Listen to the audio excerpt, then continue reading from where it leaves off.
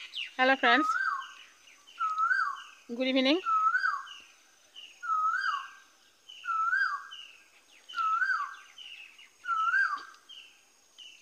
কুলিৰ মাতটো শুনিছেনে? কিমান ভাল লাগিছে সঁচাকৈ। সিহঁত বহুত সুখী সিহঁত। আপোনালোকে ভাবিব পাৰে কেৱল ইউটিউব আৰু ফেচবুকত আহি থকাৰ কাৰণে, ভিডিঅ' দিয়াৰ কাৰণে হয়তো কাম বন নাই, কিন্তু সেইটো নহয়। নাভাবেও কিছু লোকে কথাষাৰহে কৈছোঁ, সেইটো কথা নহয় আচলতে। আমাৰ দৈনন্দিন যিখিনি কাম সেইখিনি কাম বুলি ক'ব নোৱাৰি, সকলোৰে থাকে। তাৰ মাজতো আমি কিবা এটা কৰ্ম কৰিব লাগে। আৰু যিসকল লোকে চাকৰি কৰি আছে তেখেতসকলেও এনেধৰণৰ কামত জড়িত আছে। এইটো আমাৰ নিজৰ মনটো ভালে ৰাখিবৰ কাৰণে আমি তাত লাগি আছোঁ, আৰু যাতে আমি এষাৰ ভাল কথা ক'লে আপোনালোকৰ কামত আহে। আৰু চাওক, এতিয়া সমাজখন কেনেকুৱা হৈছে আপোনালোকে সকলোৱে গম পাইছে। তাৰ মাজত আমি যদি এনেধৰণে, মই ভাল কথা কওঁ বুলি কোৱা নাই, কিন্তু এনেধৰণে যদি কথা আমি আলোচনা কৰোঁ, তেতিয়া হয়তো বহুলোকে এই কথাখিনি শুনি অকণমান চিন্তা চৰ্চাৰ পৰা দূৰত থাকি অকণমান আমাৰ ভিডিঅ'টো চাই মনোৰঞ্জন কৰিব পাৰিব। ঠিক আছে, এতিয়া আহোঁ আজি মূল কথাখিনিৰ বিষয়ে। আজি মই ক'বলৈ ওলাইছোঁ, চাওক, আমি পৃথিৱীত মানুহৰূপে জন্ম ল'লোঁ।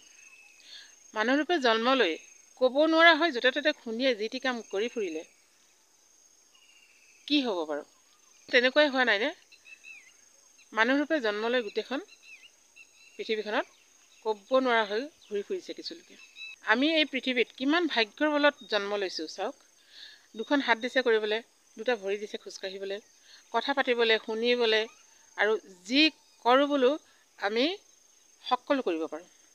আজি সেই যুদ্ধখনৰ যিখিনি তাত সামগ্ৰী তাত ব্যৱহাৰ কৰিছে, সেইখিনি সামগ্ৰী আমাৰ নিচিনা একোটা ব্ৰেইনেই বনোৱা, হয়নে কওক?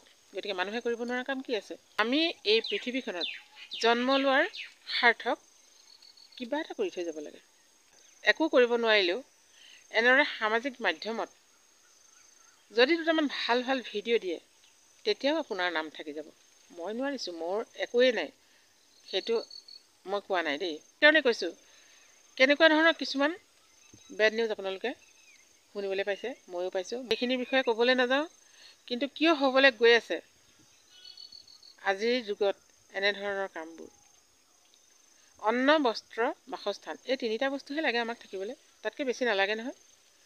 আমি জীয়াই থাকিবৰ কাৰণে খাবলৈ এমুঠি ভাত লাগে, আৰু আমাক বস্ত্ৰ লাগে, থাকিবৰ কাৰণে অকণমান জেগা লাগে, পানী নপৰাকৈ আৰু ৰ'দ নপৰাকৈ, নহয়নে?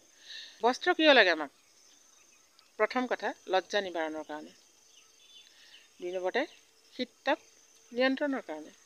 এইটো আমি সকলোৱে জানো, কিন্তু এই প্ৰথম যিটো কাৰণ পাইছোঁ, সেইটো কিমান লোকে মানি চলিছে, আৰু হয়তো তাৰ কাৰণেই আজি আমি বেড নিউজবোৰ পাবলৈ লৈছোঁ। ইয়াৰ বিষয়ে মই আপোনালোকক বহলাই নক'লেও হ'ব।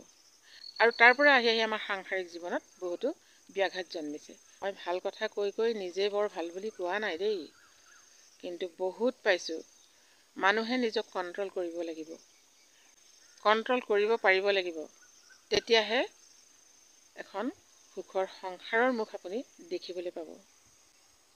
যদি আপুনি সৎপথত থাকে, শুদ্ধ পথত থাকে, তেতিয়া আপোনাক ভগৱানেও অন্যায় নকৰে। মনটো বৰ বেয়া বস্তু। মন খন্তেকতে বহুত দূৰ ফুৰি আহিব পাৰে। মন গ'ল বুলি আমি সকলো কাম কৰিব নালাগে। মন গ'ল বুলিয়ে মুখৰ আগত মিঠাই পালে আজিৰ যুগত মিঠাই খাই দিব নালাগে, নহয়নে বাৰু? যিহেতু সকলোৰে, প্ৰায় মানুহৰে চুগাৰ আছে, আৰু মোৰো আছে। মই কৈছোঁ, মই মিঠাই এৰিছোঁৱেই। দুচামুচ চেনি নহ'লে য'ত চাহ নাখাওঁ। এতিয়া মই বিনা চেনি চাহ খাওঁ, আৰু মিঠাই কেতিয়াও নাখাওঁ, লোভ নাই।